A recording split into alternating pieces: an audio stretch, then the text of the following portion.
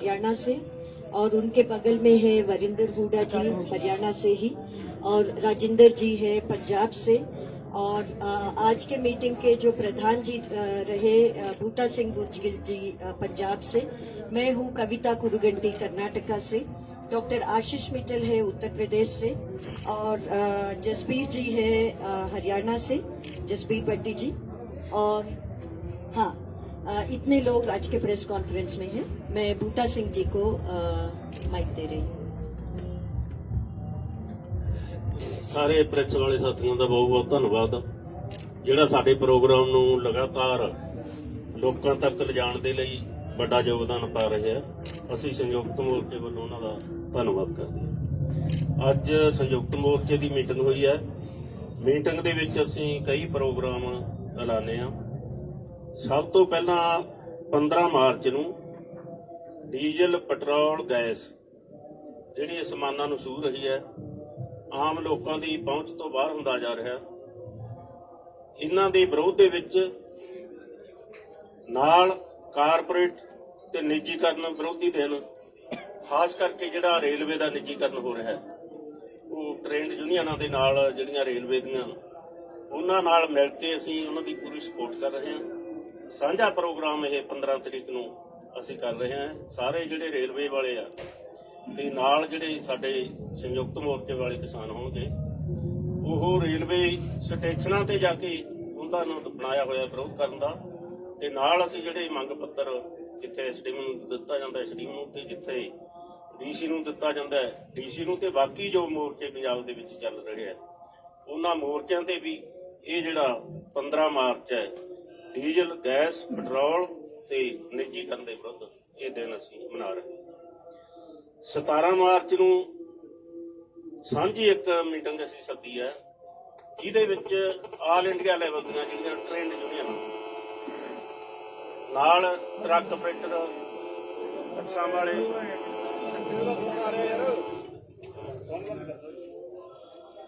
17 ਤਰੀਕ ਨੂੰ all India level ਦੀ trade ਯੂਨੀਅਨਾਂ ਦੀ meeting ਬੁਲਾਈ ਆ ਅਸੀਂ। ਨਾਲ ਉਹਨਾਂ ਦੇ ਜਿਹੜੇ ਕਾਰਪੋਰੇਟ ਟਰਾਂਸਪੋਰਟਰ ਹੈ, ਟਰੱਕ ਆਪਰੇਟਰ ਹੈ ਪੂਰੇ ਇੰਡੀਆ ਲੈਵਲ ਦੇ, ਬੱਸਾਂ ਵਾਲੇ ਹੈ, ਉਹਨਾਂ ਨੂੰ ਵੀ ਅਸੀਂ ਸੱਦਾ ਦਿੱਤਾ ਤਾਂ ਕਿ ਅਸੀਂ ਭਾਰਤ ਬੰਦ ਕਰਨ ਦਾ ਫੈਸਲਾ ਲੈਣਾ ਹੈ। ਉਹ ਕਨਵੈਨਸ਼ਨ ਅਸੀਂ ਸਿੰਘੂ ਬਾਰਡਰ ਤੇ ਕਰਾਂਗੇ 17 ਤਰੀਕ ਨੂੰ। ਸਾਰਿਆਂ ਨੂੰ ਕੋਈ ਵੀ ਜਥੇਬੰਦੀ ਬਾਹਰ ਨਹੀਂ ਰਹੂਗੀ ਉਹਦੇ ਵਿੱਚੋਂ। ਸਾਰਿਆਂ ਨੂੰ ਪਤਾ ਲੱਗ ਚੁੱਕਾ ਹੈ ਕਿ ਇਹ ਸਿਰਫ ਤੇ ਸਿਰਫ ਕਿਸਾਨ ਮੋਰਚਾ ਨਾ ਰਹਿ ਕੇ ਇਹ ਜਨ ਮੋਰਚਾ ਬਣ ਚੁੱਕਾ ਹੈ, ਜਨ ਅੰਦੋਲਨ ਬਣ ਚੁੱਕਾ ਹੈ। ਇਸ ਲਈ ਅਸੀਂ ਸਾਰੇ ਉਹ ਜਨ ਅੰਦੋਲਨ ਨੂੰ ਇਹਦੇ ਵਿੱਚ ਸ਼ਾਮਲ ਕਰਨ ਦੇ ਲਈ ਇਹ ਮੀਟਿੰਗ ਅਸੀਂ ਬੁਲਾਈ ਹੈ 17 ਤਰੀਕ।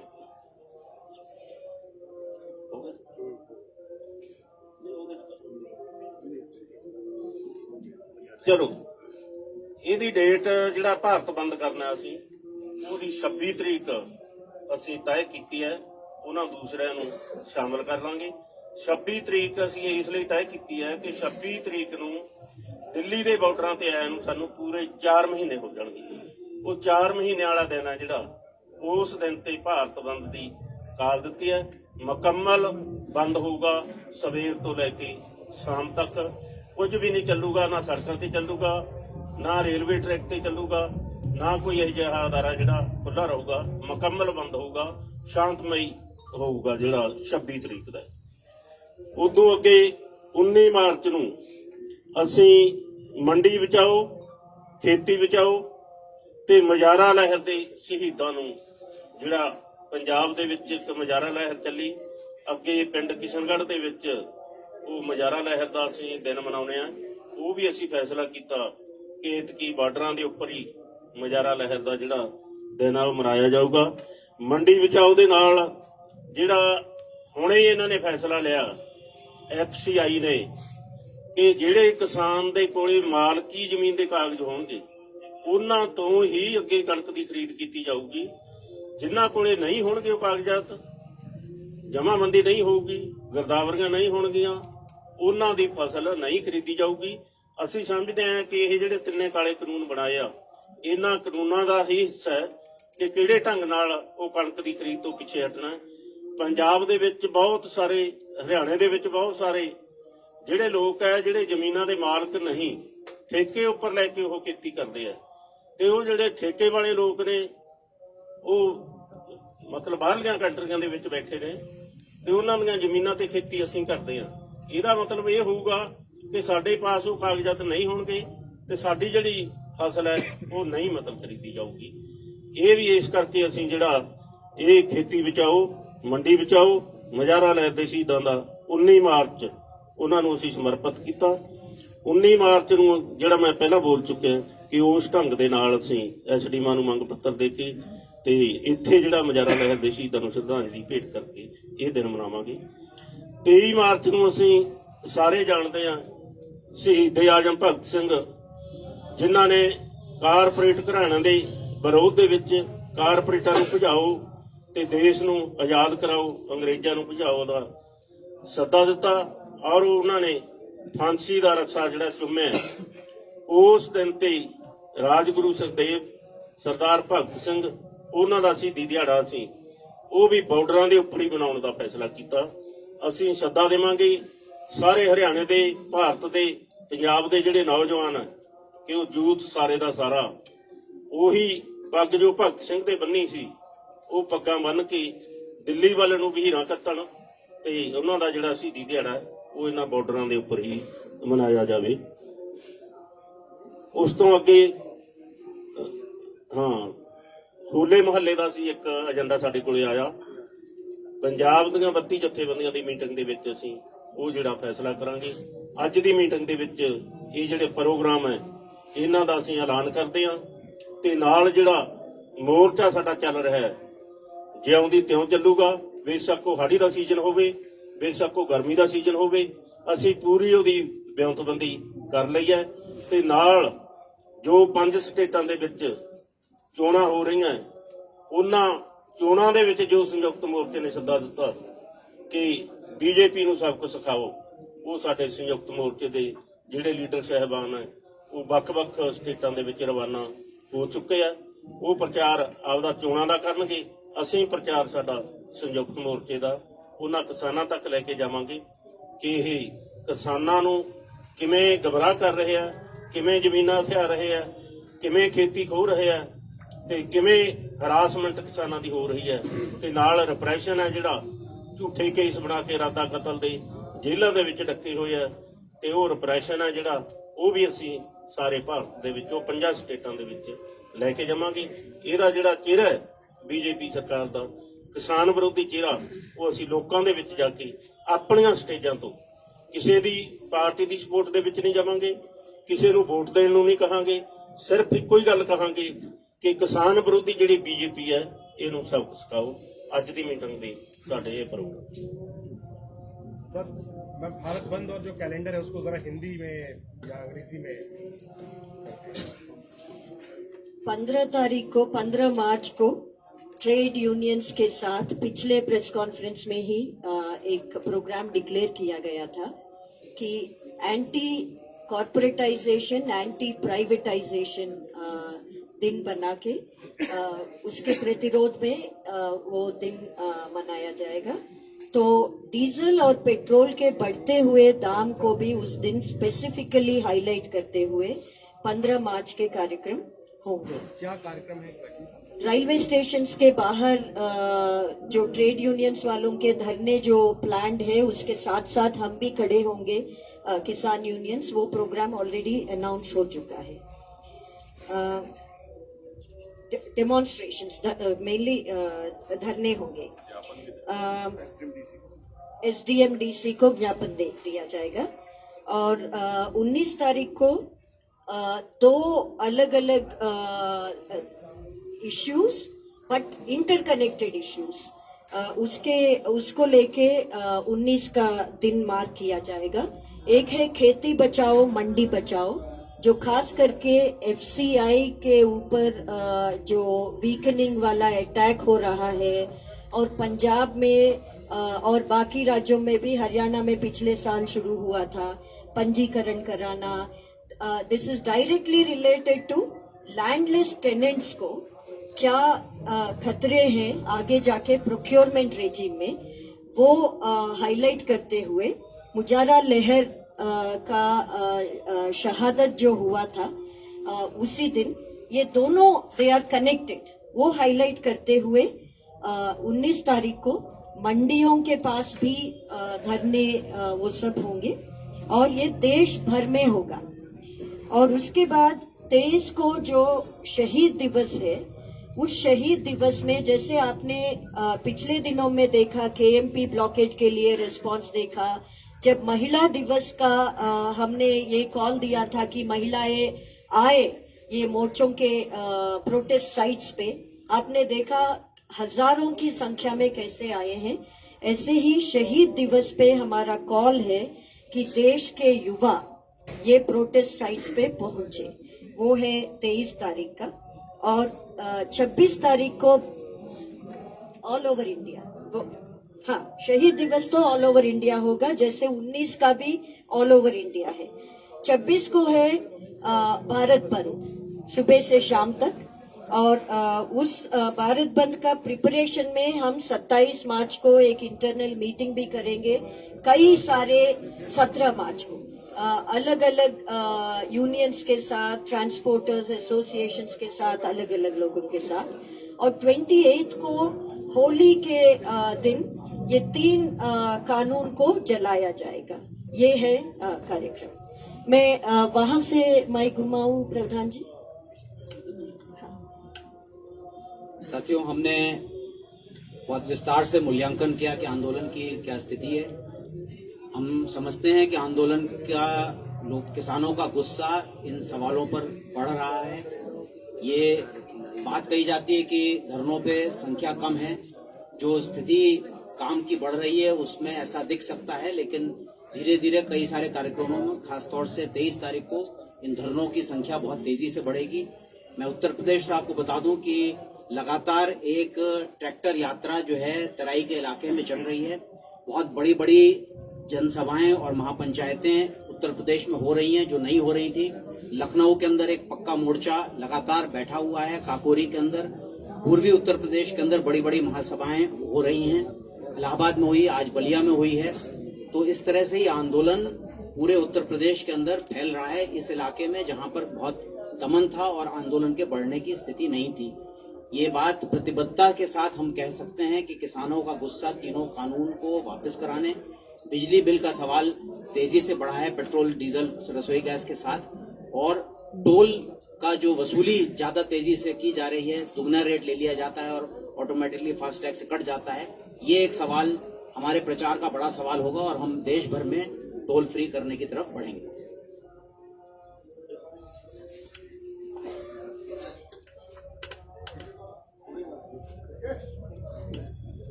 पंद्रह मार्च को डीजल और पेट्रोल के खिलाफ जो बढ़ती महंगाई, वीरेंद्र सिंह हुड्डा, राष्ट्रीय अध्यक्ष टोल हटाओ संघर्ष समिति, वे राष्ट्रीय महासचिव भारतीय किसान यूनियन केएस।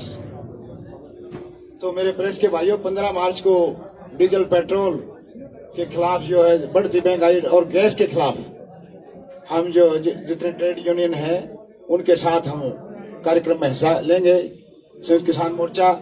और 17 मार्च को हमारी सांझ एक मीटिंग होगी यहाँ ट्रेड यूनियन और व्यापार मंडल के साथ। और 19 मार्च को खेती बचाओ और मंडी बचाओ अभियान। 26 मार्च को भारत बंद चक्का जाम होगा और सभी ट्रेड यूनियन दुकानें सब बंद होंगी। हुड्डा साहब आज अविश्वास प्रस्ताव लेके आई थी कांग्रेस, लेकिन वो गिर गया। परिचय करना सॉरी, आज के प्रेस कॉन्फ्रेंस में डॉक्टर सुनीलम जी है, किसान संघर्ष समिति मध्य प्रदेश से। मैं माफी चाहती हूँ, आपको इंट्रोड्यूस नहीं किया उस टाइम में, सॉरी। सर, आज का जो मेजर घटनाक्रम है, खट्टर सरकार के खिलाफ जो अविश्वास प्रस्ताव आया था वो गिर गया सर, वो गिर गया। आप लोगों ने अपील की थी विधायकों से, बीजेपी जेजेपी के, उस पर एक रिएक्शन दे दीजिए। और दावा किया जा रहा था कि जब सरकार के खिलाफ ऐसा मत आएगा तो सरकार डेफिनेटली गिर जाएगी। साथियों, मैं विकासशील भारतीय किसान संघ समिति हरियाणा का प्रदेश का अध्यक्ष। आज हरियाणा के अंदर बड़ी घटना घटी, जो अविश्वास प्रस्ताव लाया गया था वो गिरा है। और कल हरियाणा के अंदर एक प्रोग्राम था कि हमने गांव-गांव जाकर किसान और मजदूर ने सभी एमएलए से एक वोट की मांग की थी कि किसान के पक्ष में आप वोट करें, लेकिन उन लोगों ने किसान के पक्ष में वोट नहीं करे, केवल मात्र 32 वोट किसान के पक्ष में आए हैं।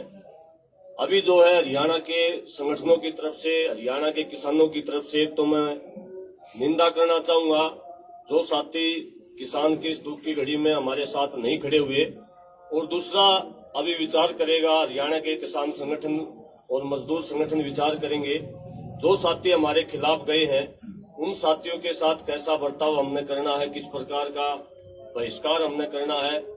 लेकिन इतना जरूर कहना चाहूंगा कि उनके साथ हम कठोर व्यवहार करने वाले हैं, क्योंकि हमने बिल्कुल झोली फैला करके उनसे वोट मांगे थे। उसके बावजूद भी अगर हमारे साथ नहीं खड़े, और पहली बार किसान मजदूर ने उनसे वोट मांगे थे, लेकिन उनकी संवेदना लगता है मुझे किसान के प्रति, मजदूर के प्रति बिल्कुल नष्ट हो चुकी है। और ये कहना चाहूंगा कि किसान और मजदूर इस बात का ध्यान रखें, जो साथी हमारे खिलाफ में थे कम से कम गांव के अंदर वो लोग अभी न घुस पाए। इसके अलावा एक बड़ी घटना हरियाणा के अंदर घटी, गांव सिवाया के अंदर संयुक्त किसान मोर्चे का आह्वान के ऊपर वहां के एक जो जुलाना से जो एमएलए हैं मस्जिद टांडा, उनका विरोध करते हुए कुछ साथियों का लड़ाई झगड़ा वहां हुआ। और उसमें कुछ किसान साथियों को, लगभग 6 किसान साथी हैं ये सिवाहा गांव के, उनके ऊपर 307 की धारा लगा करके नाजायज तरीके से मुकदमे दर्ज कर दिए। मैं आपके माध्यम से कहना चाहूंगा, हम उन सभी किसान साथियों के साथ खड़े हैं जो भी संयुक्त किसान मोर्चे के आह्वान पर किसी भी प्रोग्राम के अंदर भाग लेता है। और हम मैं सरकार को, हरियाणा सरकार को कहना चाहूंगा कि सरकार इस किसान आंदोलन को दबाने की, कुचलने की कोशिश ना करे। जितना आप आंदोलन को दबाएंगे उतना ही मुखर ये आंदोलन होने वाला है।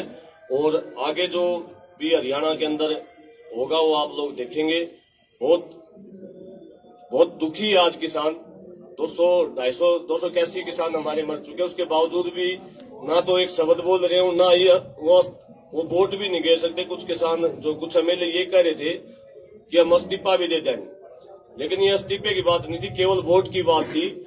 वो जो छुपे हुए मुखौटा डाले हुए एमएलए थे, जो किसान और मजदूर को गुमराह कर रहे थे, इस अविश्वास प्रस्ताव के माध्यम से सारे किसान और मजदूर के सामने आके उनका असली चेहरा के बाद बीजेपी को कितना बल मिला है, क्योंकि किसान संगठन और विरोधी लगातार कह रहे थे कि सरकार गिर जाएगी, बीजेपी को पहला झटका हरियाणा से मिलेगा, तो अब बल तो मिलेगा ना कहीं बीजेपी की। देखिए, कोई बल नहीं मिल रहा, कोई बल नहीं मिल रहा हमें। कोई, वैसे भी हमें कोई उम्मीद नहीं है बीजेपी के नेताओं से किसी, क्योंकि जो एक शब्द बोलने के लिए तैयार नहीं, वो वोट भी नहीं गिर सकता। लेकिन हमने नैतिकता दिखाई, उनसे हमारे बार बार वोट लिए, लाखों बार हमने वोट दिया उनको, लाखों वोट देके एमएलए बनाया, और वो वोट गिरने का अधिकार भी किसान और मजदूर ने दिया।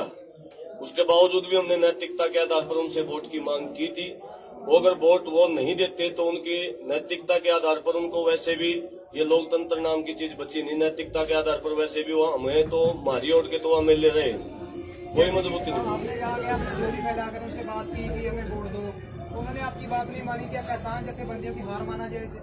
बिल्कुल भी हार नहीं है किसान जथेबंदियों की, क्योंकि किसान जो है लगातार इस लड़ाई को लड़ेगा। और आने वाले समय में आप हरियाणा के अंदर देखोगे, पहले भी आपने देखा कि किसी एमएलए, किसी मंत्री, किसी मुख्यमंत्री की गांव के अंदर घुसने की जरूरत नहीं होती।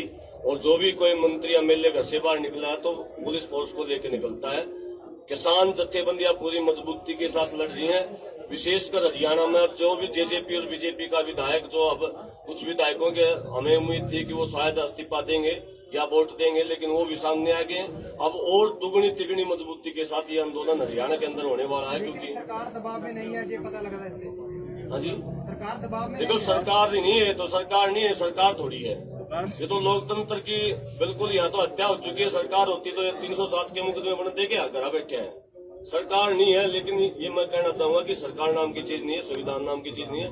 किसान अपनी लड़ाई को मजबूती के साथ लड़ेगा, और हरियाणा में 4 गुना मजबूती के साथ किसान अब कल से इस लड़ाई को 4 गुना मजबूती के साथ लड़ेगा।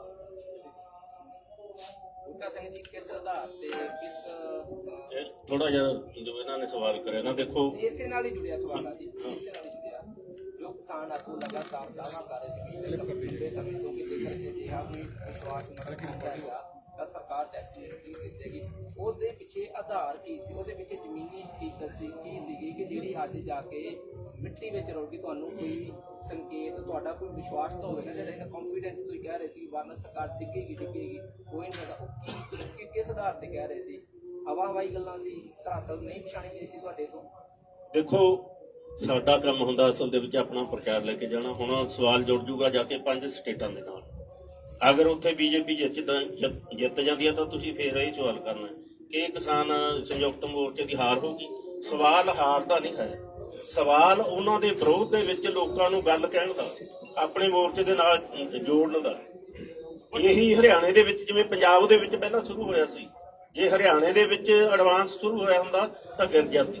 ਵੱਡੀਆਂ ਰੈਲੀਆਂ ਜਿਹੜੀਆਂ ਆਰਗੇਨਾਈਜ਼ ਕੀਤੀਆਂ ਗਈਆਂ ਵੀ ਉਹਦੀ ਲੱਗਦਾ ਆਊਟਪੁੱਟ ਨਿਕਲੂਗੀ ਹੁਣ, ਜਾਂ ਕੀ ਕਿਹਾ ਜਾ ਸਕਦਾ? ਕਿਉਂਕਿ ਵੱਡੀਆਂ ਰੈਲੀਆਂ ਹਰਿਆਣੇ ਦੇ ਵਿੱਚ ਬਹੁਤ ਸਾਰੀਆਂ ਮਹਾਪੰਚਾਇਤਾਂ ਹਰਿਆਣੇ ਚ ਹੋਈਆਂ, ਲੇਕਿਨ ਤੁਸੀਂ ਕਹਿੰਦੇ ਹੋ ਕਿ ਲੋਕਾਂ ਨੂੰ ਜੋੜਨ ਦੀ ਗੱਲ ਕੀਤੀ ਜਾਵੇ, ਇਹਦਾ ਮਤਲਬ ਹਰਿਆਣਾ ਦਾ ਹਜੇ ਬਹੁਤ ਸਾਰਾ ਹਿੱਸਾ ਇਹੋ ਜਿਹਾ ਹੈਗਾ ਜਿਹੜਾ ਨਹੀਂ ਜੁੜਿਆ ਧਰਨੇ ਦੇ ਨਾਲ ਜਾਂ ਅੰਦੋਲਨ ਨਾਲ। ਅਸੀਂ ਕੋਸ਼ਿਸ਼ ਕਰ ਰਹੇ ਹਾਂ ਕਿ ਹਰਿਆਣਾ ਔਰ ਪੰਜਾਬ ਦੇ ਵਿੱਚ ਇਹ ਵੱਡੀਆਂ ਮਹਾਪੰਚਾਇਤਾਂ ਨਾ ਹੋਣ। ਜਿੱਥੇ ਅਜੇ ਅੰਦੋਲਨ ਨਹੀਂ ਭਖਿਆ ਉੱਥੇ ਜ਼ਿਆਦਾ ਲੋੜ ਲੱਗਦੀ ਹੈ ਸਾਨੂੰ, ਉਧਰ ਨੂੰ ਅਸੀਂ ਜਾ ਰਹੇ ਹਾਂ, ਵੱਡੀਆਂ ਮਹਾਪੰਚਾਇਤਾਂ ਉਧਰ ਨੂੰ ਕਰ ਰਹੇ ਹਾਂ, ਲੋਕਾਂ ਨੂੰ ਨਾਲ ਜੋੜ ਰਹੇ ਹਾਂ। ਤੁਸੀਂ ਇਹਨੂੰ ਐਂ ਨਾ ਦੇਖੋ ਕਿ ਮੋਰਚਾ ਹਫ਼ਤੇ ਨੂੰ ਖਤਮ ਹੋਣ ਵਾਲਾ। ਅਸੀਂ ਇਸ ਨਾਲ ਨਹੀਂ ਬੈਠੇ, ਅਸੀਂ ਜਦ ਤੱਕ ਪੂਰੇ ਭਾਰਤ ਦੇ ਵਿੱਚ ਫੈਲਦਾ ਨਹੀਂ ਤੇ ਮੋਦੀ ਸਰਕਾਰ ਝੁਕ ਨਹੀਂ ਜਾਂਦੀ ਉਦੋਂ ਤੱਕ ਬੈਠੇ ਆ, ਕੋਈ ਕਾਹਲ ਨਹੀਂ ਹੈ ਸਰ।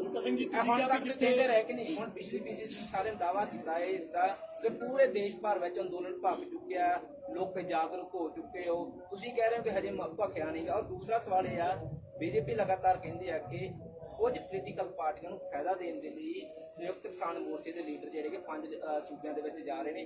ਜੇਕਰ ਹਰਿਆਣਾ ਦੇ ਵਿੱਚ ਏਡੀ ਵੱਡੀ ਲਾਮਬੰਦੀ ਦੇ ਬਾਵਜੂਦ ਤੁਹਾਡੇ ਨਹੀਂ ਹੋ ਸਕਿਆ ਕੰਮ, ਤਾਂ ਤੁਹਾਨੂੰ ਕਿਵੇਂ ਲੱਗਦਾ ਕਿ ਦੂਜੇ ਸੂਬੇ ਵੀ ਤੁਹਾਡੇ ਅਗੇਂਸਟ ਬੀਜੇਪੀ ਵੋਟ ਕਰ ਸਕਦੇ ਨੇ?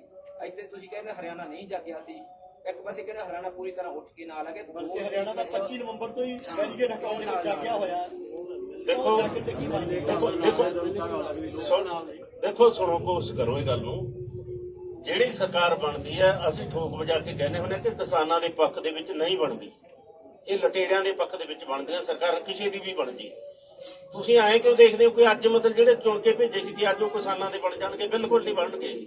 ਉਹਨਾਂ ਤੇ ਦਬਾਅ ਹੁੰਦਾ ਹੈ, ਦਬਾਅ ਦੇ ਵਿੱਚ ਜਿਵੇਂ ਪੰਜਾਬ ਸਰਕਾਰ ਨੇ ਫੈਸਲੇ ਕੀਤੇ ਆ, ਦਬਾਅ ਜਦੋਂ ਬਣ ਜਾਂਦਾ ਉਹ ਫੈਸਲੇ ਕਰ ਲੈਂਦੇ ਆ। ਬੀਜੇਪੀ ਕੀ ਕਹਿੰਦੀ ਹੈ? ਬੀਜੇਪੀ ਤਾਂ ਬਹੁਤ ਕੁਝ ਕਿਹਾ, ਨਕਸਲ ਉਹਨੇ ਕਿਹਾ, ਫਰਜੀ ਵੀ ਉਹਨੇ ਕਿਹਾ, ਖਾਲਸਤਾਨੀ ਉਹਨੇ ਕਿਹਾ, ਵਿਚੋਲਗੇ ਉਹਨੇ ਕਿਹਾ, ਕੀ ਨਹੀਂ ਕਿਹਾ ਬੀਜੇਪੀ ਨੇ ਸਾਨੂੰ? ਬੀਜੇਪੀ ਬਹੁਤ ਕੁਝ ਕਹਿੰਦੀ ਹੈ। ਪਰ ਸਰ ਗੁਰਨਾਮ ਸਿੰਘ ਚੜੂਨੀ ਜੀ ਪਹਿਲਾਂ ਜਿਵੇਂ ਹਰਿਆਣਾ ਦੇ ਲੀਡਰਾਂ ਨਾਲ ਮੀਟਿੰਗਾਂ ਕਰ ਰਹੇ ਸੀ, ਤੁਹਾਨੂੰ ਨਹੀਂ ਲੱਗਦਾ ਕਿ ਉਹਨਾਂ ਨੂੰ ਰੋਕਿਆ ਗਿਆ ਗਲਤ ਰਿਹਾ? ਜੇ ਨਾ ਰੋਕਿਆ ਜਾਂਦਾ ਸ਼ਾਇਦ ਅੱਜ ਫੈਸਲੇ ਹੋਰ ਹੋ ਸਕਦੇ, ਤੁਹਾਡੇ ਹੱਕ ਦੇ ਵਿੱਚ ਆ ਸਕਦੇ।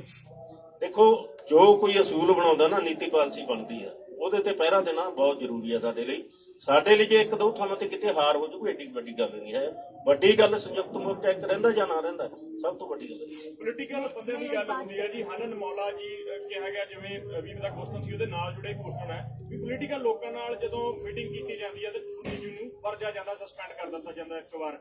ਹੁਣ ਲੋਕ ਆਵਾਜ਼ ਚੁੱਕ ਰਹੇ ਆ ਵੀ ਹਨਨ ਮੌਲਾ ਜੀ ਵੀ ਪੋਲੀਟੀਕਲ ਨੇ ਜਾਂ ਹੋਰ ਯਾਦਵ ਜੀ ਨੂੰ ਲੈ ਕੇ ਵੀ ਵਾਰ-ਵਾਰ ਗੱਲ ਚੁੱਕੀ ਜਾਂਦੀ ਹੈ, ਉੱਥੇ ਕੀ ਸਪਸ਼ਟੀਕਰਨ? ਦੇਖੋ ਪੋਲੀਟੀਕਲ ਤਾਂ ਅਸੀਂ ਸਾਰੇ ਹਾਂ, ਕਦੇ ਨਹੀਂ ਕਹਿੰਦੇ ਅਸੀਂ ਗੈਰ ਸਿਆਸੀ। ਅਸੀਂ ਕਿਸਾਨਾਂ ਨੂੰ, ਲੋਕਾਂ ਨੂੰ ਜਨ ਅੰਦੋਲਨ ਬਣਾ ਕੇ ਲੁੱਟ ਤੋਂ ਬਚਾਉਣਾ ਸਾਡੀ ਸਿਆਸਤ ਹੈ। ਇਹਨਾਂ ਨੇ ਵੋਟਾਂ ਲੈ ਕੇ ਰਾਜ ਕਰਕੇ ਲੋਕਾਂ ਨੂੰ ਲੁੱਟਣਾ ਤੇ ਕਾਰਪੋਰੇਟ ਘਰਾਣੇ ਦੇ ਪੱਖ 'ਚ ਪਹੁੰਚਣਾ ਉਹਨਾਂ ਦੀ ਸਿਆਸਤ ਹੈ।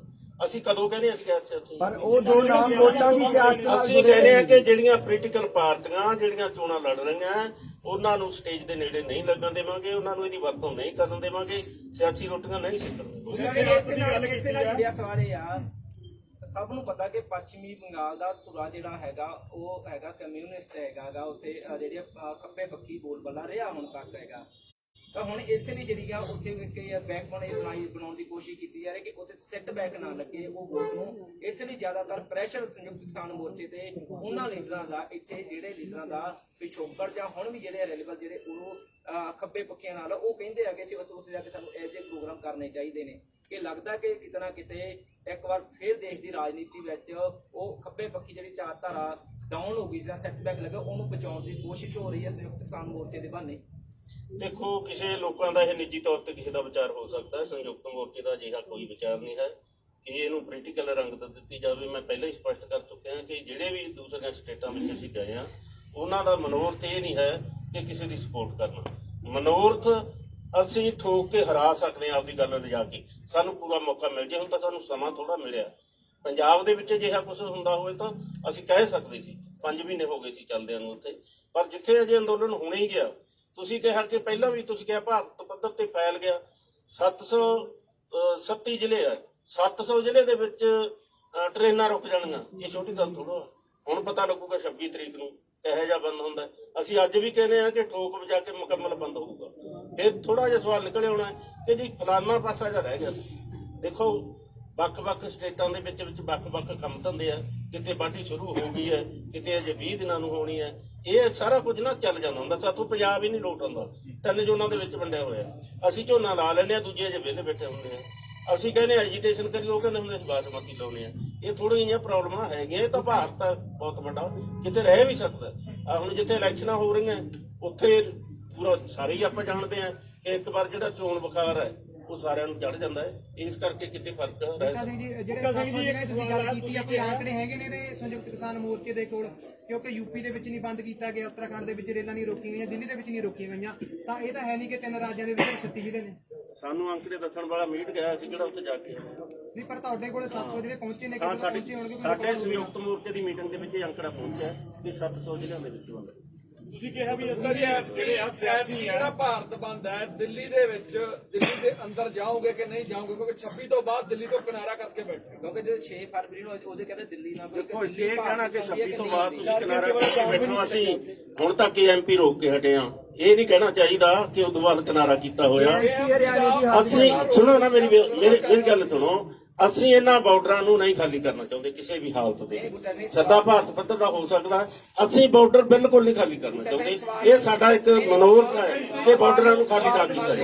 ਤੁਹਾਡੇ ਜਿਹੜਾ ਅੰਦੋਲਨ ਦਾ ਅਸਰ ਉਹ ਦਿੱਲੀ ਦੇ ਅੰਦਰ ਹੋਊਗਾ ਕਿ ਨਹੀਂ? ਰਾਜਧਾਨੀ ਤੇ ਹੋਊਗਾ, ਰਾਜਧਾਨੀ ਵਿੱਚ ਹੋਊਗਾ। ਚੱਕਾ ਜਾਮ ਜਿਹੜਾ 4 ਘੰਟੇ ਦਾ ਸੀ ਉਹ ਵੀ ਤੁਸੀਂ ਸਪਸ਼ਟ ਕਰਨਾ। ਦੇਖੋ ਐਮਪੀ ਦੇ ਉੱਪਰਲਾ ਰੋਡ ਦੇਖੋ ਥੱਲੋਂ ਵਾਲਾ ਚੱਲਦਾ ਪਿਆ। ਦੇਖੋ ਮੀਡੀਆ ਨੂੰ ਨਵੀਂ ਗੱਲ ਚੰਗੀ ਲੱਗਦੀ ਹੁੰਦੀ ਹੈ।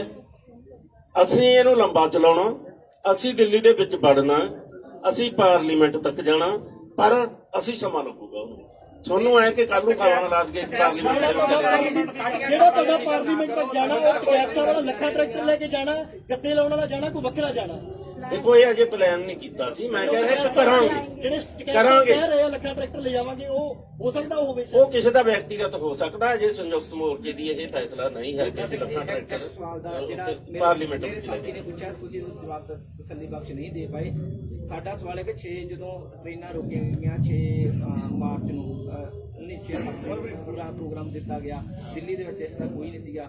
ਚੱਕਾ ਜਾਮ ਦਾ ਕੀਤਾ ਦਿੱਲੀ ਦੇ ਵਿੱਚ ਜੇ ਕੋਈ। ਤੁਸੀਂ ਰਾਜਧਾਨੀ ਦਿੱਲੀ ਨੂੰ ਭਾਰਤ ਦੇ ਹਿੱਸੇ 'ਚ ਮੰਨਦੇ ਹੋ ਕਿ ਨਹੀਂ? ਕਿਉਂਕਿ ਉੱਥੇ ਪ੍ਰੋਗਰਾਮ ਕਿਉਂ, ਜੇ ਪੂਰੇ ਭਾਰਤ 'ਚ ਇੰਨੇ ਪੂਰਾ ਪ੍ਰੋਗਰਾਮ, ਫਿਰ ਦਿੱਲੀ ਕਿਉਂ ਛੱਡ ਦਿੰਦੇ ਹੋ? ਇਹਦੇ ਪਿੱਛੇ ਕਾਰਨ ਕੀ ਹੈ? ਦਿੱਲੀ ਕਿਉਂ ਛੱਡ ਦਿੰਦੇ ਹੋ? ਜੇ ਚੱਕਾ ਜਾਮ ਦਿੱਲੀ ਦੇ ਵਿੱਚ ਕਿਉਂ ਨਹੀਂ ਹੋ ਸਕਦਾ ਸੀ? ਰੇਲਾਂ ਦਿੱਲੀ ਦੇ ਵਿੱਚ ਕਿਉਂ ਨਹੀਂ ਰੁਕੀਆਂ? 26 ਨੂੰ ਅਸੀਂ ਦਿੱਲੀ ਦੇ ਵਿੱਚ ਗਏ ਆ। ਸਾਨੂੰ ਤੁਸੀਂ ਕਹਿ ਨਹੀਂ ਸਕਦੇ ਕਿ ਨਹੀਂ ਇਹ ਤੋਂ ਜਾਂਦੇ। ਬਾਅਦ ਦੇ ਪ੍ਰੋਗਰਾਮ ਸੁਣੋ ਨਾ, 26 ਤੋਂ ਬਾਅਦ ਤੁਹਾਨੂੰ ਕਿੰਨੀ ਪਤਾ ਕਿ ਹਾਲਤ ਕਿਹੋ ਜੀ ਬਣੀ ਆ। ਉਹ ਹਾਲਤ ਵੀ ਸੰਭਾਲਣੀ ਸੀ ਨਾ। ਇੱਕ ਵਾਰ ਜਿਹੜਾ ਮੋੜ ਆਇਆ, ਗੱਡੀ ਲੀਹੋਂ ਲੈਂਦੀ ਸੀ, ਨਹੀਂ ਲੈਣ ਦਿੱਤੀ ਅਸੀਂ। ਇਹ ਇੱਕ ਸੰਭਲ ਕੇ ਇੱਕ ਪਾਲਸੀ ਸੀ ਬੀਜੇਪੀ ਦੀ ਪੂਰੀ ਕਿ ਇਹਨੂੰ ਲੀਹੋਂ ਲਾ ਕੇ, ਇਹਨੂੰ ਹਿੰਦੂ ਸਿੱਖ ਦਾ ਮਸਲਾ ਬਣਾ ਕੇ ਇੱਥੇ ਦਿੱਲੀ ਦੇ ਵਿੱਚ ਦੰਗੇ ਕਰਾ ਦਈਏ। ਤੇ ਜੇ 84 ਯਾਦ ਕਰਾ ਦਈਏ, ਅਸੀਂ 84 ਮੁੜ ਨਹੀਂ ਦੁਹਰਾਉਣ ਦਿੱਤਾ। ਉਸ ਤੋਂ ਬਾਅਦ ਕੋਸ਼ਿਸ਼ਾਂ ਕੀਤੀਆਂ ਇਹਨਾਂ ਨੇ 2-3 ਦਿਨ, ਫਿਰ ਵੀ ਅਸੀਂ ਮਤਲਬ ਉਹ ਤੋਂ ਚੁਕੰਨੇ ਰਹੇ, ਨਹੀਂ ਬਣਨ ਦਿੱਤਾ ਉਹ। ਦੇਖੋ ਹਾਲਤ ਨੂੰ ਸਾਹਮਣਾ ਹੁੰਦਾ ਹੈ, ਕੋਈ ਹਾਲਤ ਜਿਹੇ ਬਣ ਜਾਂਦੇ।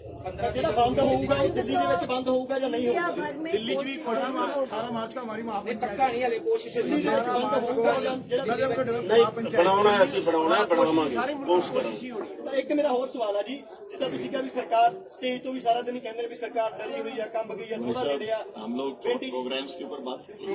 ਅਸੀਂ ਪ੍ਰੋਗਰਾਮ ਦੀ ਗੱਲ ਨਹੀਂ, ਅਸੀਂ ਪ੍ਰੋਗਰਾਮ ਦੀ ਗੱਲ ਕਰ ਰਹੇ। ਮੇਰਾ ਸਵਾਲ ਇਹ ਹੈ, ANI ਨੇ ਸੋਰਸ ਹੈਗਾ, 2 ਮੁੰਡੇ ਜਿਹੜੇ ਆ ਸਿੱਖ ਨੌਜਵਾਨ ਬੀਤੀ ਰਾਤ ਹੀ ਚੁੱਕੇ ਆ ਲਾਲ ਕਿਲ੍ਹੇ ਦੀ ਘਟਨਾ 'ਚ, ਤਾਂ ਕੀ ਪ੍ਰਭਾਵ ਆ? ਪਿਛਲੀਆਂ ਦੀਆਂ ਜੇ ਜ਼ਮਾਨਤਾਂ ਹੋਈਆਂ ਨਹੀਂ, ਪੁਲਿਸ ਨਵੇਂ ਬੰਦੇ ਚੱਕ ਰਹੀ ਆ, ਤਾਂ ਸਰਕਾਰ ਕਿੰਨੀ ਕੁ ਡਰੀ ਹੋਈ? ਕਹਿੰਦੇ ਕਿ ਸਰਕਾਰ ਡਰ ਚੁੱਕੀ ਆ। ਅਸੀਂ ਨੇ ਕਹਿੰਦੇ ਜਦੋਂ ਸਰਕਾਰ ਡਰੀ ਹੋਈ ਤਾਂ ਉਦੋਂ ਇਹ ਕਾਨੂੰਨ ਰੱਦ ਕਰੂਗੀ। ਸਾਡਾ ਸਵਾਲ ਨਹੀਂ ਸਰਕਾਰ ਡਰੀ ਹੋਈ ਹੈ, ਅਸੀਂ ਤਾਂ ਕਹਿੰਦੇ ਅੜੀ ਹੋਈ ਹੈ।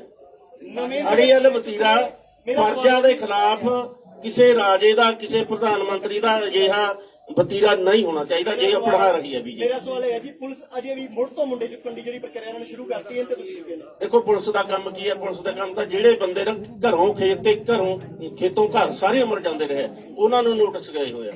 ਜਿਹੜੇ ਦਿੱਲੀ ਦਾ ਨਾਮ ਵੀ ਨਹੀਂ ਜਾਣਦੇ, ਬਾਰਡਰ ਕੀ ਹੈ, ਟਿਕਰੀ ਬਾਰਡਰ ਕੀ ਹੈ, ਉਹਨਾਂ ਨੂੰ ਵੀ ਨੋਟਿਸ ਗਏ ਹੋਏ ਆ ਕਿ ਤੁਸੀਂ ਲਾਲ ਕਿਲੇ ਤੇ ਗਏ ਹੋ। ਇਹ ਹੁਣ ਪੁਲਿਸ ਦਾ ਕੰਮ ਹੈ, ਪੁਲਿਸ ਨੇ ਝੂਠ ਦੇ ਪਲੰਦੇ ਬਣਾਉਣੇ ਹੁੰਦੇ ਆ, ਝੂਠੇ ਚੱਕ ਕੇ ਦਹਿਸ਼ਤ ਪਾਉਣੀ ਹੁੰਦੀ ਆ। अनएक्सपेक्टेड नहीं है, FIRs में एंड थाउजेंड्स अननोन ऐसा लिखा हुआ था तो और लोगों को, मगर सिर्फ 7 लोग बचे हैं, उनका भी बेल एप्लीकेशन मूव किया। पर मैडम उन्होंने और उठाने शुरू कर दिए हैं, रात को उठाए हैं। हमको एक्सपेक्टेड है वो तो जब पुलिस ने ਤਾਂ ਕੰਮ ਹੁੰਦਾ ਪੁਲਿਸ ਨੇ ਚੱਕਣੀ ਹੈ। ਪੁਲਿਸ ਸਾਡੇ ਸਾਰਿਆਂ ਦੇ ਪਰਚੇ ਜਿਹੜਾ ਦਾਇਰ ਚੱਕਣਗੇ। ਹਾਂ ਤਾਂ ਜਿਹੜੇ ਪਹਿਲਾਂ ਜੇਲ੍ਹ 'ਚ ਗਏ ਸੀ 115 ਜਣਾਂ ਦੀਆਂ ਜ਼ਮਾਨਤਾਂ ਹੋ ਚੁੱਕੀਆਂ ਨੇ। ਪੁਲਿਸ ਨੇ ਹਜ਼ਾਰਾਂ ਅਣਪਛਾਤਿਆਂ ਦੇ ਜਿਹੜੇ ਪਰਚੇ ਦਰਜ ਕੀਤੇ ਨੇ। ਪੁਲਿਸ ਦਾ ਕੰਮ ਹੀ ਇਹ ਹੈ। ਪੁਲਿਸ ਦਾ ਅਜੇ ਤੱਕ ਲਾਪਤਾ ਦਾ ਪਤਾ ਨਹੀਂ ਲੱਗਿਆ, ਉਹਨਾਂ ਦੇ ਵਾਲੀ ਵਾਰਸਾਂ ਨੂੰ ਕੀ ਜਵਾਬ ਦੇਗਾ? ਉਹਨਾਂ ਦੇ ਪਰਿਵਾਰਾਂ ਨੂੰ ਅਸੀਂ ਮਿਲ ਕੇ, ਠੀਕ ਹੈ, ਜਿਹੜੀ ਅਸੀਂ ਲੀਗਲ ਕਮੇਟੀ ਬਣਾਇਆ ਕਿ 12 ਨਹੀਂ 4 ਸਾਡੇ ਕੋਲ ਸਿਰਫ ਜਿਹੜੇ 4 ਨਾਮ ਨੇ। परसों पंगू साहब ने 12 नाम बोले। नहीं, 10 है, 6 पंजाब से, 4 हरियाणा से, 10 है। तो मगर जो अरेस्टेड वालों को रिलीज करने का काम में सिर्फ 7 है, उन 7 का बेल एप्लीकेशन भी किया गया। ਬੁਲਾਇਆ ਉਹਨਾਂ ਪਰਿਵਾਰਾਂ ਨੂੰ ਬੁਲਾਇਆ। ਉਹਨਾਂ ਦੇ ਪਰਿਵਾਰਾਂ ਨਾਲ ਮਿਲ ਕੇ ਉਹ 'ਚ ਹੈਵੀਐਸ ਕਾਰਪਸ ਦੀ ਰੇਟ ਹੋ ਸਕਦੀ ਜਾਂ ਹੋਰ ਜਿਹੜਾ ਲੀਗਲ ਵੀ ਹੋ ਸਕਦਾ ਕੱਢਾ। ਦੇਖੋ ਤੁਸੀਂ ਪੁਲਿਸ ਦੀ ਕਾਰਵਾਈ ਨੂੰ ਜਿਵੇਂ ਠੀਕ ਹੁੰਦਾ ਨਾ ਐ ਮੰਨ ਲੈਂਦੇ ਹੋ। ਤੁਸੀਂ ਤਾਂ ਜਾਣਦੇ ਹੋ ਨਾ ਤਿੰਨੇ ਇੱਕ ਮਿੰਟ ਸੁਣੋ ਨਾ, ਮੇਰੇ ਤੇ 3 FIR ਦਰਜ ਕੀਤੇ 26 ਤਰੀਕ ਨੂੰ। ਗਾਜੀਪੁਰ ਵੀ ਇਹ ਸੀਗਾ, ਉੱਥੇ ਪੁਲਿਸ ਤੇ ਹਮਲਾ ਕੀਤਾ। ਸਿੰਘੂ ਬਾਰਡਰ ਤੇ ਸੀ, ਉੱਥੇ ਪੁਲਿਸ ਨੇ ਹਮਲਾ ਕੀਤਾ। ਟਿਕਰੀ ਬਾਰਡਰ ਸੀ। ਮੇਰੇ ਕੋਲ ਕਿਹੜਾ ਹੈਲੀਕਾਪਟਰ ਦਿੱਤਾ ਸੀ ਮੋਦੀ ਨੇ ਮੈਨੂੰ ਜਾਂ ਪੁਲਿਸ ਨੇ ਕਿ ਹੈਲੀਕਾਪਟਰ ਚੜਿਆ ਜਾ ਕੇ ਉੱਥੇ ਹਮਲਾ ਕਰਤਾ। ਇਹ ਤਾਂ ਬਾਤ ਦੇ ਬਤੰਗੜ ਝੂਠ ਦੇ ਪਲੰਦੇ ਪੁਲਿਸ ਨੇ ਬਣਾਉਣੇ। मैं इसमें जोड़ना चाहता हूं कि हम लोग जो भाजपा हराओ और कॉरपोरेट को सबक सिखाओ, क्योंकि जो पूरा संघर्ष है वो कॉरपोरेट के साथ है। एक तरफ मोदी सरकार के साथ है जिसने कानून लाया, दूसरी तरफ कॉरपोरेट के साथ है जिसके इशारे पर ये कानून लेके आया। तो उसको लेकर के पश्चिम बंगाल के अंदर भी 6 सभाएं हैं, उसके अंदर साथी जा रहे हैं संयुक्त किसान मोर्चे के, और फिर आसाम के अंदर भी जा रहे हैं। ये एक बात कहना चाहता हूं।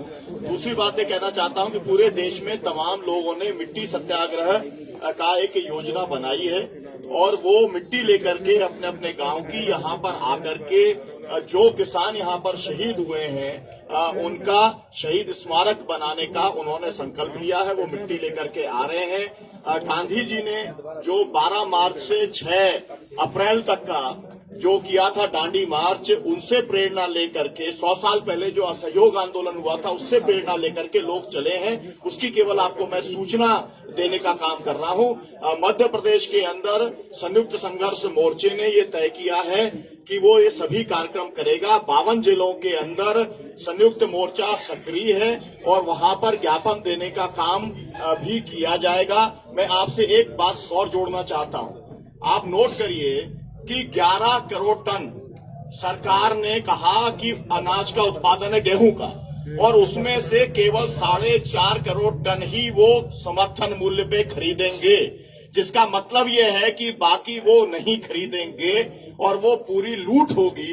हम उस लूट का विरोध करते हैं। और ये जो आपको बताया गया कि हम मंडी बचाओ खेती बचाओ को लेके ज्ञापन देंगे, तो उसके अंदर मुख्य बात यह है, जैसे मध्य प्रदेश के अंदर अब तक जो पंजीयन हो गए, पंजीयन का काम बंद हो गया, लेकिन केवल 40% किसानों का पंजीयन हुआ है जिन्होंने गेहूं का उत्पादन किया। बाकी का पंजीयन इसलिए नहीं किया कि सर्वर डाउन था और उनका जो नक्शा खसरा था उसके साथ में जुड़ाव नहीं हो पाया। ये राजस्व विभाग की जिम्मेदारी है कि वो पंजीयन करे पूरे देश के किसानों की और सबका समर्थन मूल्य के ऊपर खरीद हो। ये बात कहना चाहता। ਕਾਫੀ ਜਮਾ ਹੋ ਗਿਆ, ਅਸੀਂ ਵੀ ਜਾਣਾ ਟਿਕਰੀ ਬਾਰਡਰ ਤੇ। ਸਾਰਿਆਂ ਦਾ ਬਹੁਤ ਬਹੁਤ ਧੰਨਵਾਦ ਕਰਦੇ ਹਾਂ ਤੇ ਪ੍ਰੈਸ ਕਾਨਫਰੰਸ ਸਮਾਪਤ। ਸਵਾਲ ਹੈ ਜੀ ਦੇਖਣ ਵਾਲਾ ਜੀ ਕਿ ਕਾਲਾ ਬਰਾੜ ਨਾਂ ਦੇ ਵਿਅਕਤੀ ਤੇ ਹਮਲਾ ਹੋਇਆ ਜੀ ਤੁਹਾਡੇ ਪਿੰਡ 'ਚ, ਤੁਹਾਡੇ ਤੇ ਐਲੀਗੇਸ਼ਨ ਲਾ ਰਿਹਾ ਜੀ, ਕੀ ਉਹਦੇ ਬਾਰੇ ਸਪਸ਼ਟ ਕਰੋ।